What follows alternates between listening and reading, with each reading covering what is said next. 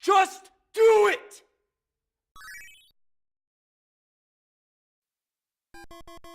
Most of the titles I've discussed so far have been games either loved from the arcades as a kid, or that I came to later in life. Mr. Do is almost certainly the one that I have the earliest memories of. I remember coming home from my first day of primary school, way back in 1987, to find that my parents had bought a BBC Micro. Over the next few years I would play a lot of arcade ports, not always aware that that's what they were. Mr. Do was one of those games, and one that I would find myself coming back to fairly regularly. Released in arcades in 1982, Mr. Do was a single-screen maze game where you had to collect cherries, avoid monsters, and progress as far as you could before you lost all your lives. The difficulty escalates with each screen, and continuously loops back on itself, meaning that there is no end to the game, just an inevitable death at some point down the line.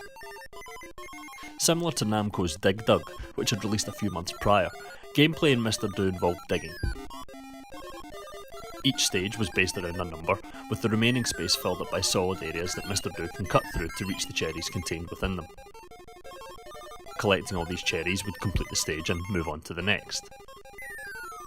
Naturally, there are monsters to avoid, in this case red dinosaurs that spawn regularly and chase Mr. Do through the tunnels he creates, though they're also capable of digging their own. As with most maze games, the monsters move slightly faster than the player character, so smart movement and use of the environment is essential. There are two ways to kill the dinosaurs on your tail: dropping apples on them or shooting them with the bouncing ball attack. Taking out all the monsters in a stage also progresses to the next, though this is harder to achieve than collecting the cherries. Dropping the apples is an effective but dangerous tactic, as Mr. Do is also vulnerable to being crushed by them. If properly utilised though, they can take out multiple dinosaurs at a time.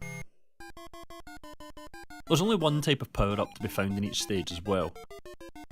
Once all the dinosaurs have been spawned, their entry point into the level turns into a piece of food. Collecting this food freezes all the monsters in place, allowing a few moments of breathing space. However, this also comes at the cost of releasing a handful of even tougher monsters into the level, which are not vulnerable to the apples. As a way to buy precious seconds though, it's invaluable. There's only really one more thing to mention about the gameplay itself. Occasionally an alpha monster will come down from the top bar, and if Mr. Do kills it, he gets the letter that it held.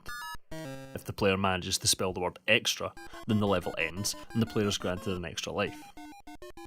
It adds a small risk-reward element to the game, giving you the option to pursue the monster or continue on with collecting the cherries. Mr. Do is notable for another reason, not directly related to its gameplay, having been one of the first arcade games released in conversion kit form, rather than just a complete cabinet, though there were standalone systems as well. Utilising this kit, arcade owners were able to simply convert older, less popular cabinets to run the new game, without having to pay for a whole new system. This new way of releasing the game, along with the fact that it's really quite good, ensured that Mr. Do went on to be fairly successful. There would be 3 sequels, none of which would really make any impact, but the original game would be ported to many systems over its lifespan, right up to the SNES, and even received a Neo Geo remake with Neo Mr. Do. Mr. Do is a tough title. While recording the footage for this episode, I just couldn't get past the 4th or 5th screen. But despite its relative difficulty, Mr. Do remains a worthwhile game to track down. It's challenging, but like the best arcade games, it retains that one more go quality. Thanks for watching this episode of Arcade Attacks. Remember to like and subscribe to see more of our videos, and to come and visit us at grcade.co.uk.